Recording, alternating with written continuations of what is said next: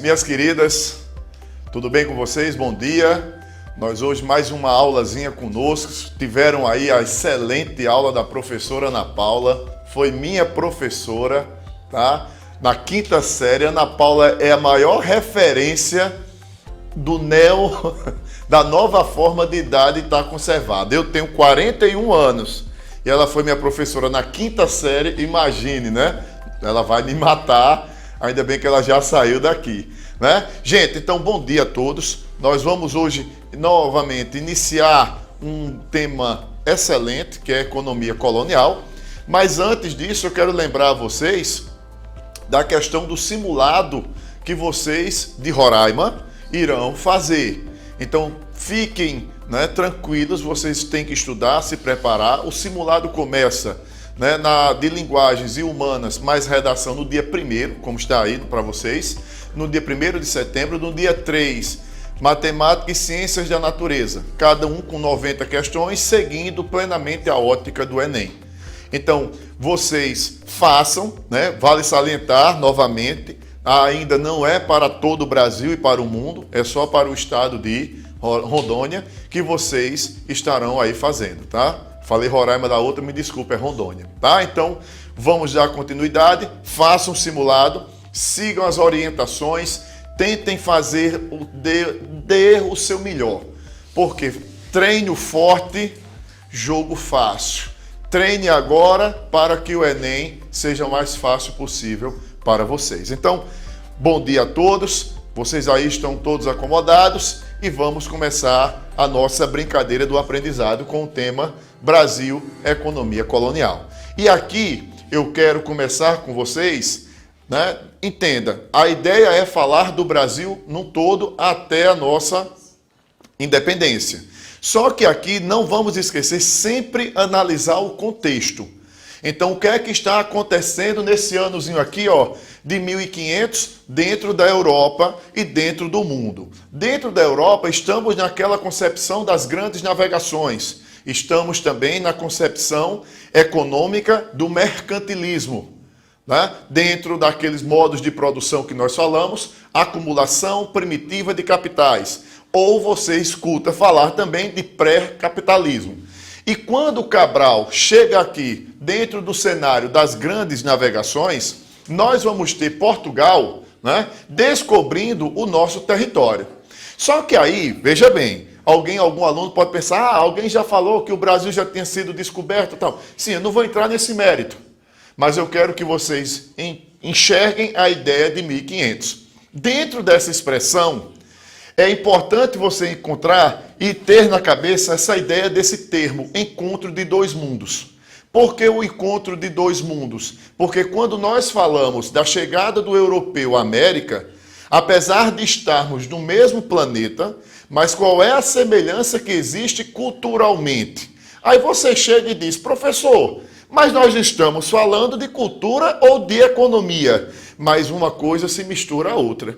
Então, por que eu estou dizendo isso? Porque erradamente nós aprendemos e até colocamos na nossa estrutura de conhecimento a ideia de que o índio, abre aspas, era besta.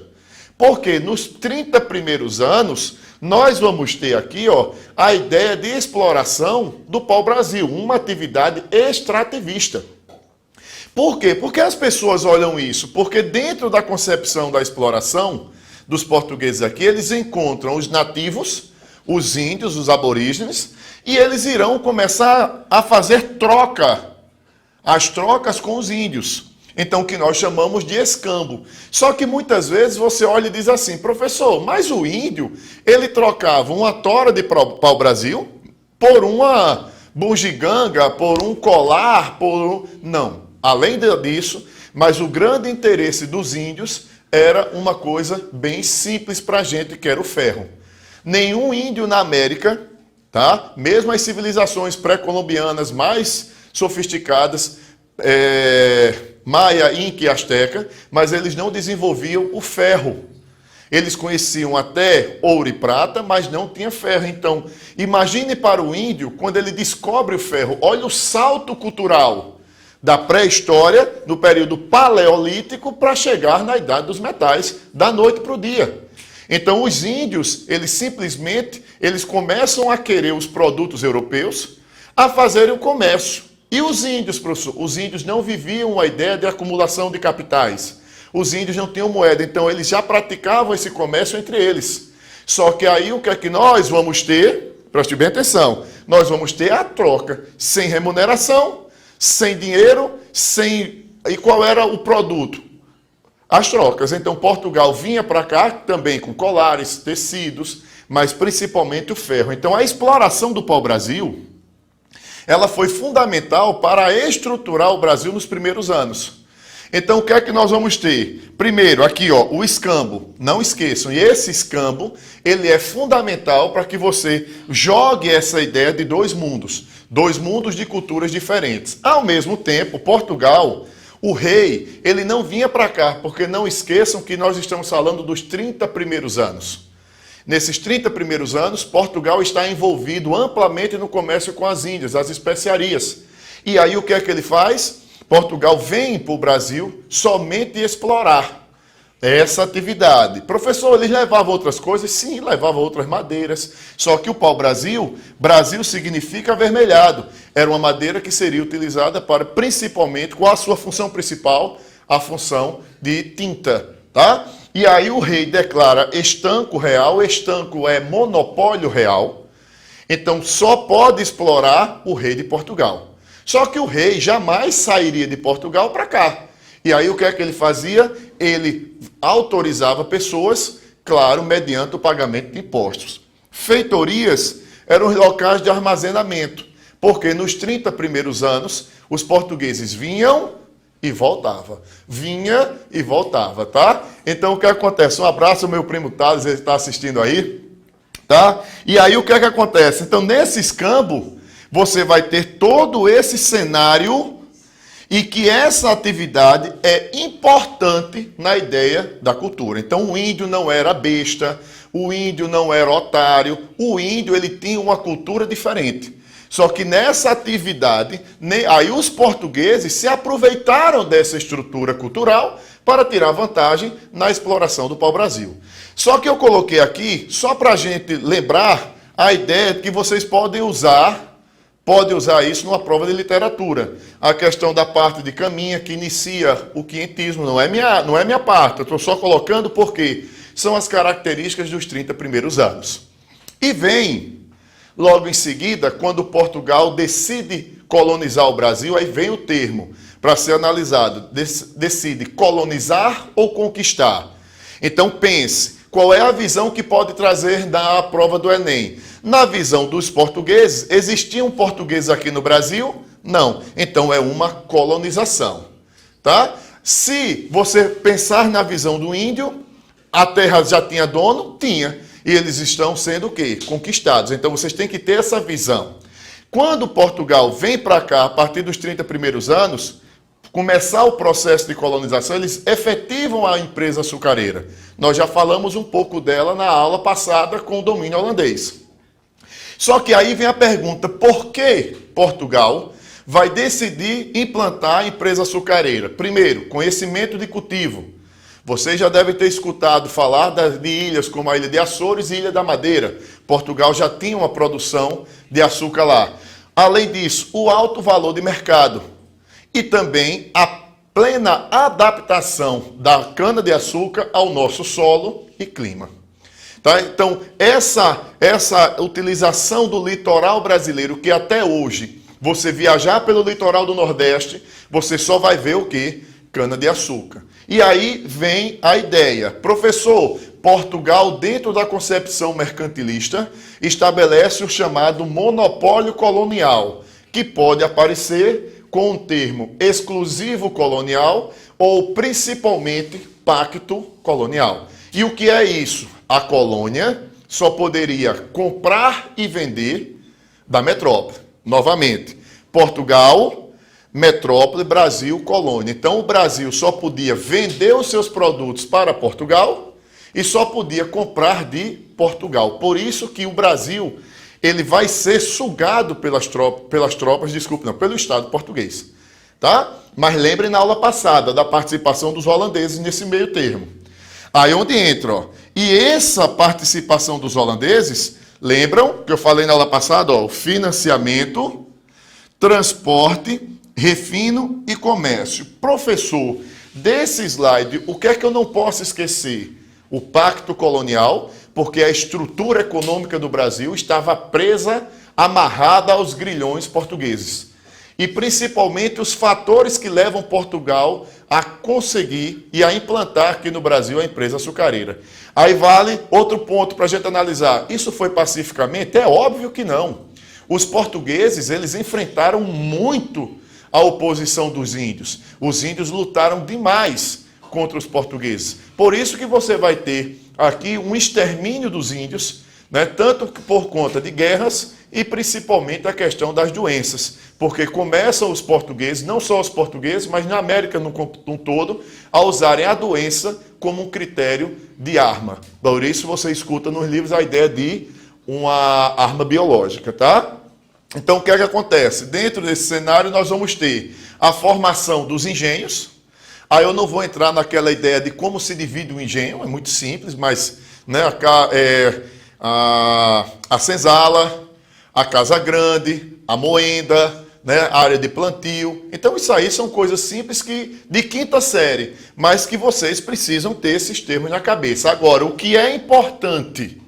Importante é sempre você vincular essa palavrinha aqui, ó, plantation. Aí você bota em paraibanês ou em brasileiro, plantation, tá? Para fica podre de feio. Fica, professor, mas você não esquece. É tão feio que você não esquece. Então, plantation. Esse plantation, esse plantation, ele vai caracterizar o seguinte, é a ideia que nós temos de Portugal, começando os engenhos aqui, ó, com latifúndio. Então, todas as propriedades aqui no Brasil vai ser baseado em quê? No latifúndio. Monocultura. O que é monocultura? O plantio de uma só espécie. Mercado externo e mão de obra escrava. É aqui que disso aqui você pode ter um leque de discussões. A exemplo, quando se fala em geografia muito, a concentração fundiária no Brasil. Por quê? Porque o Brasil ele se estrutura em cima do latifúndio. Não esqueçam que, paralelo a isso, nós estamos tendo a criação das capitanias hereditárias. Tá? O governo geral sempre distribuindo terras para um grupo de pessoas, os senhores de engenho, e que eles detinham grandes terras. E que essa concentração latifundiária vem até os dias de hoje. Só que aí você vê muito essa discussão em sociologia. Né? Aí onde aparece muito aquela ideia dos movimentos sociais, o MST e assim sucessivamente. E onde se caracteriza, professor, a empresa açucareira? No litoral, tá? No litoral. Então você vai começar no litoral. Claro que hoje a estrutura de produção da cana-de-açúcar ela se estende por todo o país. Exemplo, o estado que mais produz cana-de-açúcar hoje é o estado de São Paulo. Nessa época, qual era a capitania que mais produzia? Pernambuco. Segundo, Salvador. Terceiro, Paraíba. Tá? Então esse é um ponto importante. Essa palavra não esqueça, porque você vai usar ela na colonização inglesa nos Estados Unidos e na colonização espanhola na América Espanhola, principalmente na região do Caribe, onde a maior produção de açúcar era na ilha de Cuba. Tá? Vem a pecuária. Aí a pecuária ela vai ser fundamental para a gente em que sentido? Porque nós estamos tendo com a cana-de-açúcar a colonização do litoral. Tá? Deixa eu botar aqui, fazer um... É aqui o lápis, né? Me ajudem aqui. Pronto. Imagina o seguinte, ó. O Brasil aqui, cortado pelo Tratado de Tordesilhas. Onde estava, professor, a cana-de-açúcar? Aqui no litoral, ó. Certo? Isso é? Sim, pronto, show de bola. Aqui no litoral. Só que a cana-de-açúcar no litoral, o que é que vai acontecer? Ela simplesmente precisa do gado. Por isso que o gado, ele vai vir para o Brasil, era um animal que não existia aqui, servindo de força e de alimento. Pois eu digo bem simples, o homem pode ter chifre, mas a força de um boi jamais. Né? Então o que é que acontece? Né? Vamos cair na risada aqui. O que é que acontece? Você vai ter o boi, ele carrega. Imagine para você tirar todo um plantio de cana e levar para dentro da moenda. Imagine isso os escravos levando, né? Não dá. Então, nós vamos ter a cana-de-açúcar precisando do gado como força e alimento. Como força e alimento. Só que o gado, ele começa a crescer, a se multiplicar. E a propriedade era voltada para o engenho. Só que a criação de gado era, e ainda hoje é uma característica do Brasil, de forma extensiva. Que é isso? Precisa de grandes extensões de terras. E começa, teoricamente, o gado e o açúcar a brigarem por terras. Aí vem ordens de Portugal para começar o processo de povoamento dessa área aqui, ó. O nosso sertão do Brasil, que é o sertão do Nordeste, tá? E começa o gado a ser levado, obviamente, de cada... Estou botando setas aleatórias, mas vai seguindo muito a ideia do Rio São Francisco. Por isso que o Rio São Francisco é chamado também de Rio dos Currais. E o gado, ele vai entrando no Nordeste, aqui, ó, como também na região Sul. Então, o gado, ele vai, obviamente, entrar aqui, o gado, e vai gerar uma forte resistência de quem? Dos índios, ok? Então, nós vamos ter esse gado, claro, o gado, o homem branco, ele entra em guerra com os índios, é a chamada Guerra dos Bárbaros, certo? Essa Guerra dos Bárbaros foi a maior guerra anticolonial aqui no Brasil. Então, os índios vão sendo exterminados e, obviamente, o gado vai levando o povoamento para o interior do Nordeste, como também para a região Sul. Qual é a importância desse gado entrando? Aí você pode escutar muito isso em geografia. É que nós vamos ultrapassar o Tratado de Tordesilhas, ou seja, nós vamos povoando territórios que, teoricamente, pertenciam à Espanha. Tu bota aí de novo o slide. Como é que... Aqui... Pronto. Aí deixa eu apagar isso aqui. Aqui? Pronto. Então, o que acontece? Ó, o alimento e força motriz. Criação de forma extensiva. O que é isso, professor? Grandes extensões de terras. O gado solto. E aí, o que é que acontece? Ó, há uma necessidade de levar o gado para o sertão. Por quê? Povoamento do sertão que não tinha homens brancos, tinha índios. E livrar o litoral do açúcar, porque nós não vamos criar gado no açúcar, na região do açúcar, na região do litoral. Nós vamos ter alguns para ajudar na questão do alimento e força motriz, tá? E um ponto também importante, que é a mineração. Século XVIII, certo? Mineração, século XVIII. Quando nós temos o século XVIII, nós vamos ter o quê? A necessidade da mineração de alimentos. E qual é a característica da nossa pecuária? A produção de carne e couro. Só que a carne, nós temos, é a carne de charque, também conhecida como carne seca ou carne verde. Ok? Carne de charque era um termo muito utilizado na região sul e carne seca ou carne verde na região nordeste. Tá? Beleza? Então aqui é uma coisa simplesinha para a gente começar a caminhar. São assuntos, cadê no ar, né? Que para a caneta? Isso, para a gente... A seta, isso, pronto. Então vamos para cá. Aí vem a mineração. Antes de começar a falar da mineração, tá? Eu quero aqui lembrar vocês o seguinte. Quem descobre os metais preciosos no Brasil no final do século XVII? Ó, final do século XVII, nós temos... Lembrem da aula passada, nós temos a expulsão dos holandeses, os holandeses serão expulsos, e paralelamente ao domínio holandês, nós estamos tendo a ideia dos bandeirantes.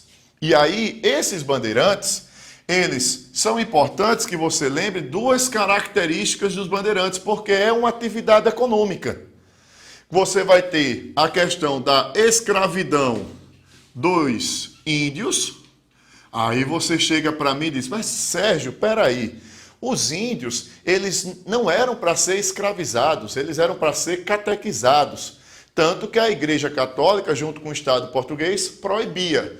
Só podiam os índios serem escravos a partir da Guerra Justa. E o que seria a Guerra Justa? Aqueles índios que não aceitassem a dominação branca. Correto. Só que lembra que na aula passada eu falei que os holandeses... eles controlaram o tráfico negreiro. Então, fazendo aqui um mapazinho ceboso, ó. Os holandeses, eles dominaram essa região que eu chamei de Nova Holanda. E aí, de Salvador para baixo, a oferta de escravos diminuiu. E na falta do escravo africano, quem levou a pior? O chamado negro da terra. Quem eram os negros da terra? Os índios. Então, esses bandeirantes, eles iniciam o processo de escravidão de índios como uma atividade mercantil. Provisoriamente. Por que provisoriamente? Porque era proibido. Era proibido o índio ser escravizado. Agora, quando os holandeses foram expulsos, e o que foi que eu falei para vocês? Portugal retoma e normaliza o chamado tráfico negreiro. E quando normaliza, o que é que acontece? Os bandeirantes não podem mais escravizar índios. E aí eles vão começar a fazer, se vender o seu trabalho para o Estado português. Alguns irão lutar contra os índios aqui no Nordeste, tá? E outros irão buscar o quê? A ideia dos metais preciosos. Gente, aí na mineração, eu irei aqui falar mais, porque é um assunto muito recorrente na prova do Enem, tá? Agora, professor, essa prova do Enem, ela chega com as decorebas? Na sua grande maioria, não. Ela vai chegar com as visões gerais do processo do econômico da mineração. E aqui nós estamos vendo o seguinte, existe um historiador econômico chamado Caio Prado Júnior, que ele dá uma visão de ciclos econômicos, tá? Só que as pessoas às vezes interpretam errado. Por quê? O primeiro ciclo nosso foi o pau-brasil. O segundo, a cana-de-açúcar. Só que não quer dizer que o Brasil parou de explorar o pau-brasil, que parou de ter pecuária porque nós tivemos a cana. Não, aqui é o produto principal. Só que a cana, ela entra em crise. O que foi que eu falei na aula passada? Com os bandeirantes, a cana-de-açúcar, ela entra em crise. E aí nós vamos ter o quê? A mineração. Século XVIII. Com a mineração, continua aqui na Paraíba, Pernambuco, no Nordeste, a principal atividade, o quê? A cana. Mas qual é a principal atividade do Brasil? Será, a mineração. Só que nós não vamos falar hoje, porque o Brasil já está independente quando chega o quê? No próximo ciclo, a questão do café, que é quando nós estamos no segundo reinado. E aí as pessoas também já colocam depois do café o ciclo industrial, que nós vamos ter a partir da era Vargas, subindo, principalmente com o plano de metas e o milagre econômico. Mas eu quero que vocês vejam essa questão de ciclo econômico. Isso é importante que você veja, mas não quer dizer que durante a cana deixamos de explorar o pau-brasil. Continuamos a explorar o pau-brasil. Agora, quem era a atividade principal? A cana-de-açúcar. Tínhamos também atividades paralelas. Enquanto isso aqui estava, nós tínhamos a pecuária. Acabei de falar. Então, só que a pecuária ela não vai ser a principal atividade econômica do Brasil. Mas no Nordeste nós vamos ter. Nós vamos ter também aqui, durante o século XVIII e XIX, nós vamos ter também uma coisa que foi importante no mundo, que é o algodão. Então é esse cenário que você tem que começar a ver. Os professores de geografia também falam disso, tá? Quem aqui for fazer um curso de administração, economia, ou estatísticas, às vezes eles precisam aprender um pouco da questão econômica para poder, obviamente, desenvolver seus cálculos, suas ideias e assim. E é muito comum você ler esse livro Caio Prado Júnior, tá? Que é essa visão dos ciclos econômicos. Então, quando se descobre os metais preciosos, o que você vai ter que mais presenciar, né, dentro de uma prova é essa questão das consequências. Por quê? Ninguém aqui vai perguntar como se explorava a a mineração. Você tem o ouro de aluvião, que é aquele ouro que você sempre tem. Eu digo sempre na sala de aula precisa ter duas coisas, uma peneira e uma coluna boa. Você fica de coca, basicamente, peneirando aquela água do rio. Só que esse ouro acaba rápido, mas começa a lavra ou a faiscação, que é você cortar a terra, você começar a cavar a terra. E é aí que nós vamos ter o seguinte, gente de todo o Império Português vindo para o Brasil para explorar o ouro. É por isso que temos as consequências. Então, primeira consequência importante. Isso aqui, gente, você tem que gravar. Isso aqui você tem que ter. Por quê? Porque nós começamos a ter o quê? Um aumento populacional. E esse aumento populacional no Brasil, ele é importante, porque ele vai modificando a ideia econômica. Porque começa a ter mais pessoas, começamos a nos tornar um gigantesco mercado consumidor para Portugal. Só que Portugal, Brasil, Portugal e Inglaterra. O Brasil estava preso ao pacto colonial, lembra? Só pode vender e comprar de Portugal. Só que em 1704, Portugal assina um tratado com a Inglaterra, que é o chamado Tratado de Methuen, ou de Panos e Vinhos, que Portugal vende tudo o que produz para a Inglaterra, vinho, azeite, etc., e compra os produtos industrializados da Inglaterra. Para ela, compra para ela e vem para o Brasil vender. Por isso que vocês já devem ter escutado dos seus professores em escola, né, que o Brasil, o ouro do Brasil foi para Portugal e de Portugal foi para onde? Para a Inglaterra. Tá? Então essa informação, é o que eu digo, tudo isso tem que ser levado em consideração. Não é só chegar e decorar, botar assim, professor Sérgio falou isso, professor... Não, você vai colocar o aumento populacional acarretando as consequências disso. Outra coisa, qual foi a primeira capital do Brasil? Salvador. E depois o Rio de Janeiro. Por que o Rio de Janeiro vai virar a capital? Para ficar mais próximo da área de mineração. E na hora que você tem a transferência da capital para o Rio de Janeiro, isso acarretará também consequências. Qual é uma das consequências, professor? O Rio de Janeiro vai passar a receber o capital do governo português. Só que quem é que perdeu esse capital? Salvador. Começa a gerar uma crise econômica em Salvador, que acarretará também, é um dos fatores para a chamada Conjuração dos Alfaiates, ou Conjuração Baiana, 1798. Então, essa transferência da capital para o Rio de Janeiro. Outra coisa que se compara muito, eu já fiz essa comparação, apesar de que temos o tempo curto, mas eu gosto sempre de fazer isso. Na cana-de-açúcar, na empresa açucareira, nós tínhamos uma vida rural ou urbana? Rural, Rural, certo? Uma vida rural. Só que dentro da concepção da mineração, você vai ter as cidades. Ninguém produz ouro, você extrai. Então, nós extraíamos o ouro e íamos para as cidades. E nessas cidades, aí você escuta falar muito das grandes cidades históricas de Minas. A exemplo de Ouro Preto. Você vai ter, a ideia era uma vida na cidade e você vai ter uma vida marcada pela urbanização. Indo em encontro, sendo diferente, preste bem atenção, você vai ter aqui rural, certo? E você vai ter aqui uma urbanização. Então, essa diferença se cobra muito. Se cobra muito, porque era como se existisse aqui no Brasil dois Brasis.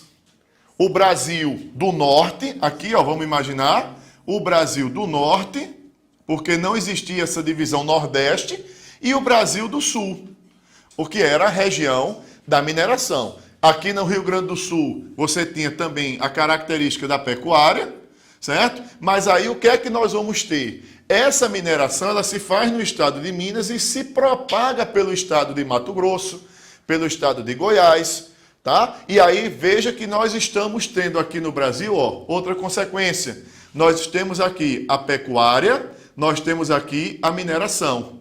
E esse processo de povoamento está ultrapassando o Tratado de Tordesilhas. Então, na hora que você tem ultrapassado o Tratado de Tordesilhas, porque como é que pode cair numa prova de um Enem? Bota o mapa do Brasil. O Brasil é o 5º país maior do mundo em extensão territorial.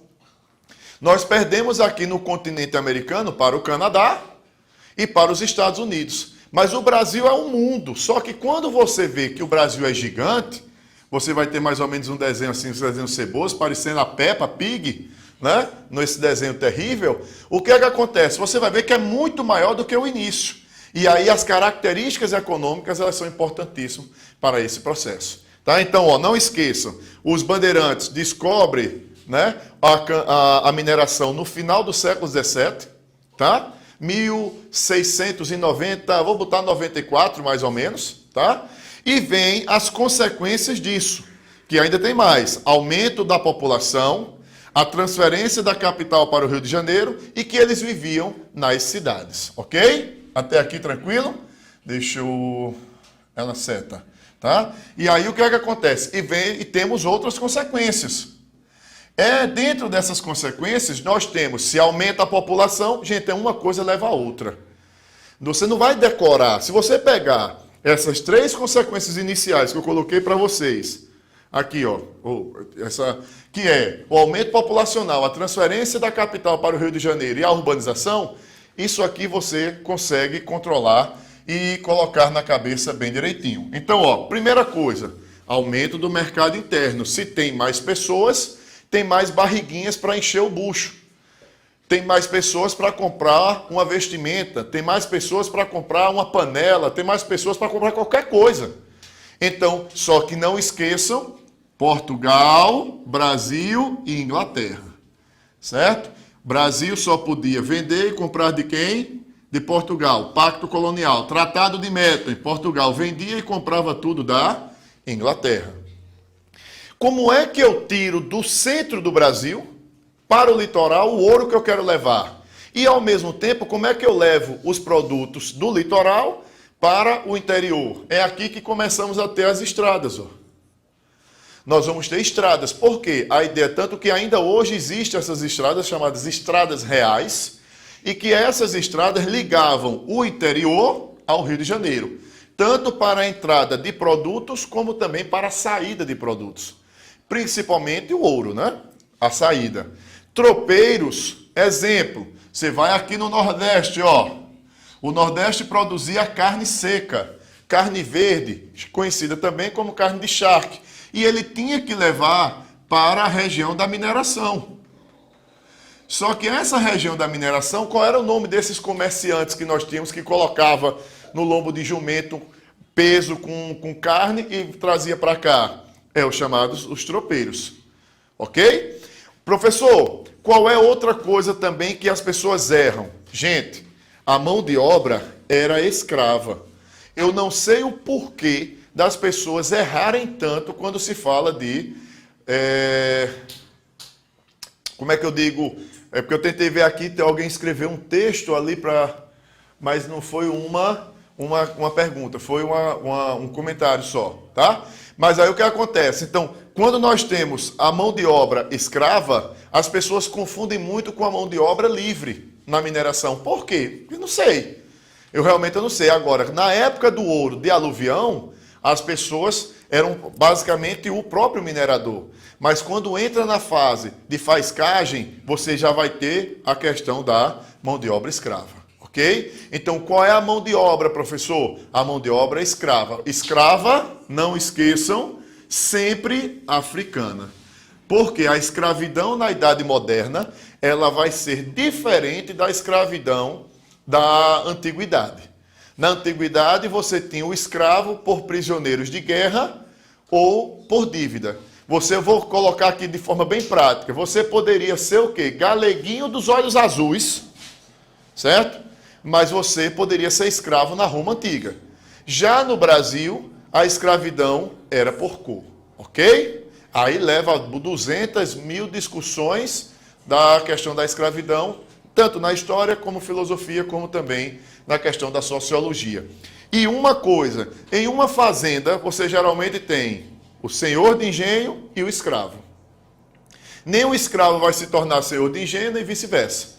Então, nós tínhamos uma sociedade na região Nordeste, Norte, uma sociedade patriarcal e que não havia mobilidade social.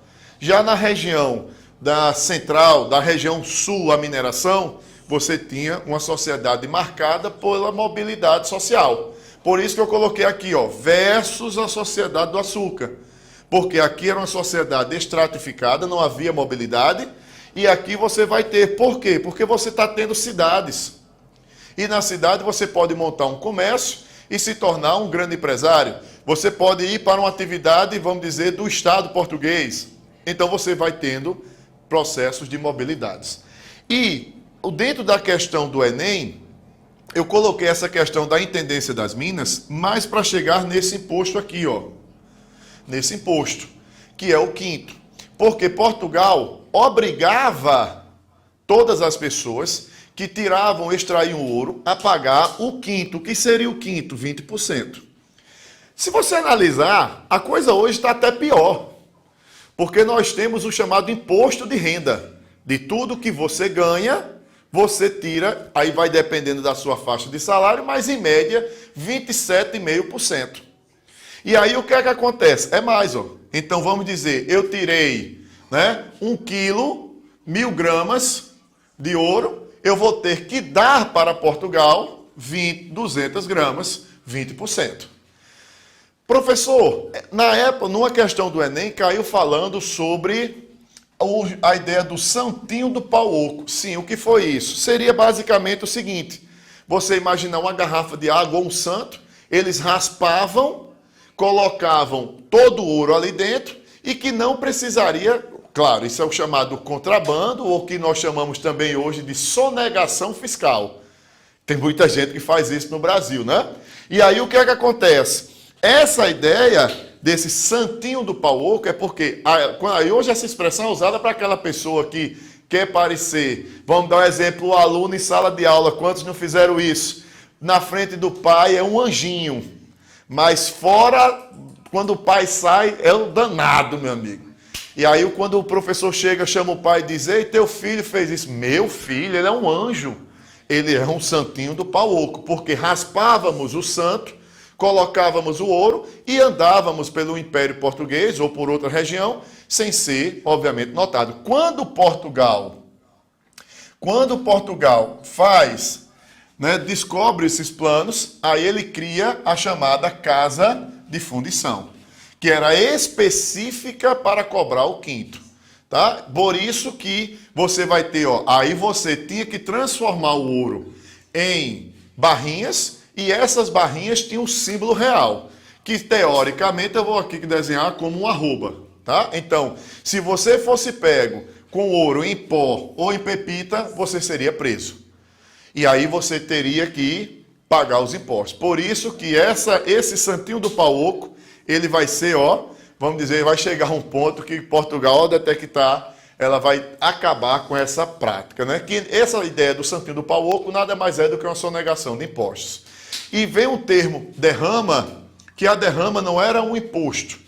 Portugal era uma prática de cobrança de impostos, colocando, obviamente, tropas para ocupar as casas das pessoas, para pegar os bens delas, porque cada cidade tinha que dar a Portugal mais ou menos 1.200 quilos de ouro por ano. Se não desse isso, Portugal decretava a derrama, né? Nós temos, né? Aí você vai ver as tropas invadindo. E isso seria para os Inconfidentes Mineiros, né? A Conjuração Mineira, o ápice para o início da sua revolta. Beleza? Então, ó, eu sei que é muito rápido isso aqui, mas vamos aqui para algumas questõezinhas. Tá? Nós temos 11 minutos para isso. Tá? Então, só vendo aqui, esse quinto hoje somos nós que pagamos. Todo ano o leão nos aguarda. Verdadeiro. Neila o Campo aqui colocou verdade. Né? Nós pagamos um imposto de renda. Claro, aqui vocês que estão assistindo, que estudam, você ainda não paga o imposto de renda. Mas quando você, vamos dizer, Ana Paula mesmo. Ana Paula é uma riquíssima, Ana Paula. Então, Ana Paula deve pagar, eu acho que, como se diz, o fisco fica feliz todo ano, porque dá para sustentar uma região nordeste todinha com o imposto de renda de Ana Paula. Né? Então, vamos para cá. Então, é o seguinte, ó, a partir da segunda metade do século, aqui, faço uma correção, é século XVIII, foi um erro meu, tá? Desculpem, vou botar aqui, ó, século XVIII, tá? O número de escravos, na hora de digitar, o número de escravos recém-chegados cresce no Rio e estabiliza na Bahia. Qual é a ideia? Ó? Sai a capital da Bahia e vai para o Rio de Janeiro. Nenhum lugar serviu tão bem a recepção de escravos quanto o Rio de Janeiro. Só que aí você aqui vai ter que ter a ideia de tempo. Nós estamos falando do século XVIII, e o século XVIII, qual é o ciclo econômico? Mineração. E essa mineração, o que é que acontece? É a grande vamos dizer, que capta agora os escravos. Porque o Nordeste está com açúcar, continua, só que o açúcar está em queda e a mineração em alta. Ok? Então, na matéria, o jornalista informa uma mudança na dinâmica do tráfico negreiro, que está relacionado à seguinte atividade. Então, por quê? Porque o Nordeste não está em crise com açúcar, então os senhores de engenho não compram mais tanto escravos. Só que na região da mineração, você vai ter quanto mais escravos o fazendeiro tinha, a concessão das suas datas, ele vai extrair o quê? Coleta de drogas no sertão, isso era uma atividade, viu, econômica. Só que o que são as drogas do sertão? Vocês que estão aí, principalmente no norte, é muito comum no Brasil hoje as pessoas comerem o açaí. O açaí é um produto natural. Poderíamos jogar como uma droga do sertão. Os alunos confundem muito, viu? Porque essa ideia de droga, a gente tem logo a questão de cocaína, crack. Não, aqui são produtos nativos da região. Letra C, já eu falo da letra B. Adoção da pecuária extensiva, isso não, a pecuária extensiva ela começa dentro do Brasil muito antes.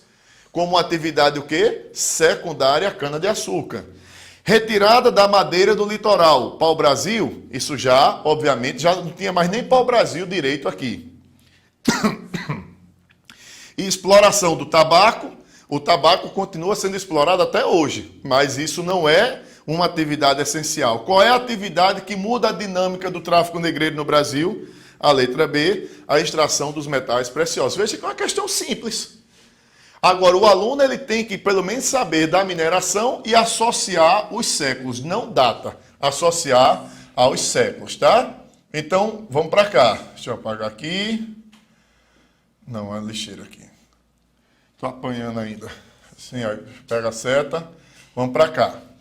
Aqui é uma questãozinha bem direta, só para poder mostrar a vocês. É o que eu digo, eu coloquei aqui 3 questões, ou foram 4. E aí o que acontece? Então, quais as características dominantes do processo, do processo de colonização portuguesa? É essa palavrinha aqui, gente, plantation, plantation. Qualquer que caracteriza o plantation, ou seja, não esqueçam de botar em português, fica tão feio que tu não esquece. Plantation. Esse plantation vai ser marcado pelo quê? Aí eu vou botar aqui que já é a resposta. Latifúndio.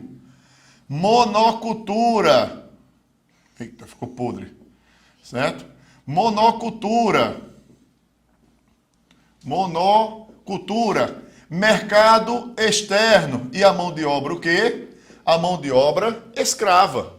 Então, isso aqui, vamos aqui associar. Você pode usar essa palavra na economia do Brasil, na economia dos Estados Unidos, mesmo quando era colônia, nós tínhamos o quê? As chamadas 13 colônias, e na América Espanhola,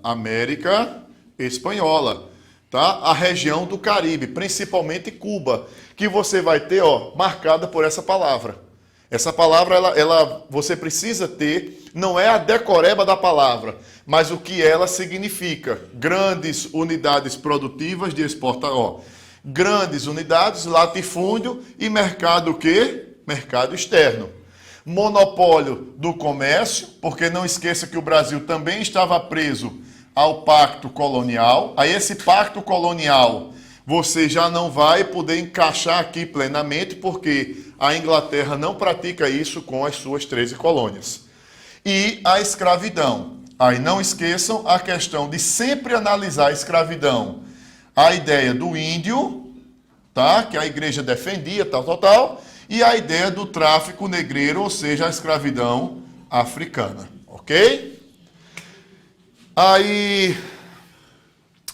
já tá, essa questão já bateu, vamos para outra por conta do tempo. Nós temos 5 minutos, mas assim, eu sei que acabamos sendo rápido, mas não esqueça, pacto colonial, vamos dizer, pequenas unidades. Não, vamos rápido aqui. Pacto colonial, sim. Exploração de minérios, também pode até ser. Mas qual é o que não pode ser aqui? Trabalho livre. Latifúndio, sim. Produção monocultora. Trabalho assalariado dos índios. Não. Exportação de matérias-primas, pode até ser. Minifúndio de servidão, quando falamos de servidão, lembre de Idade Média. feudalismo. E minifúndios não é uma característica da nossa economia.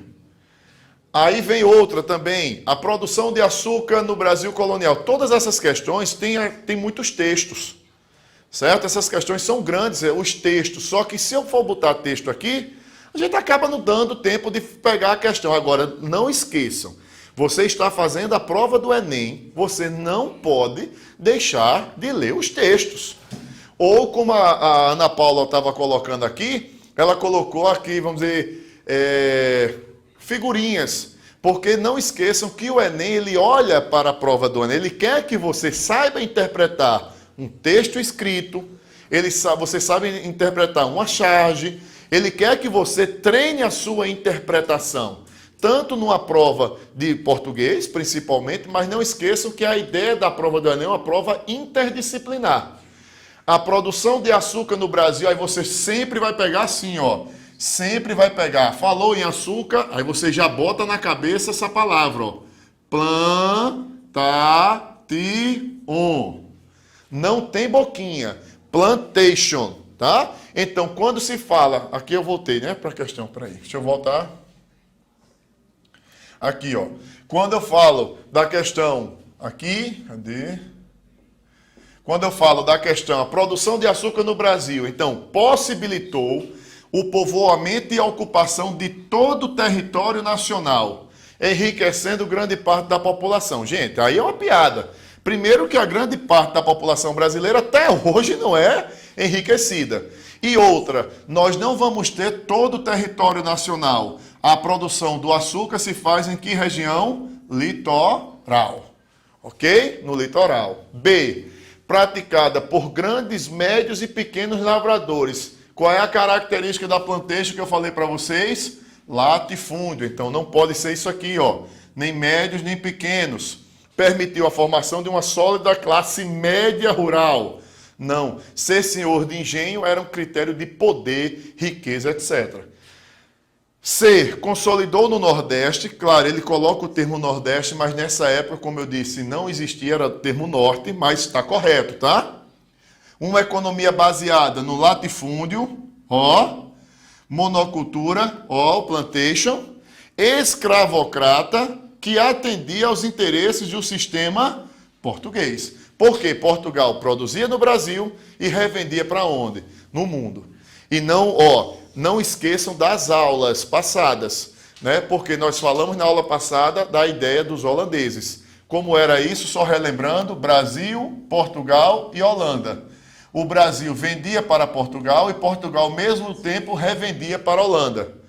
Então, a Holanda financiou, fazia o transporte, vinha para o Brasil, pegava o açúcar e levava para a Europa, refinava e revendia. Certo? Não esqueçam disso. Letra D.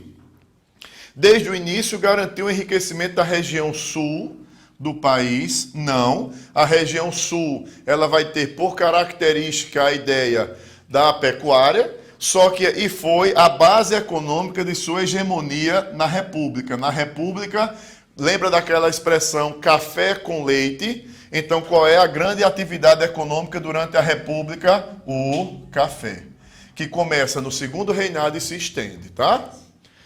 O café, gente, vou botar aqui uma data só para exemplificar. 1850, o café foi a principal atividade do Brasil, um pouco antes, mas estou botando só mais ou menos, até a década de 1950. Porque é quando nós temos a ideia do plano de metas. D, desde o início garantiu, já falei, não exigindo muitos braços, desencorajou a importação de escravos. Poxa, a nossa característica econômica no Nordeste foi a pecuária, o açúcar baseado na plantation, que tem como base a mão de obra escrava. Beleza? E, cadê aqui? Pagar aqui, vamos passar.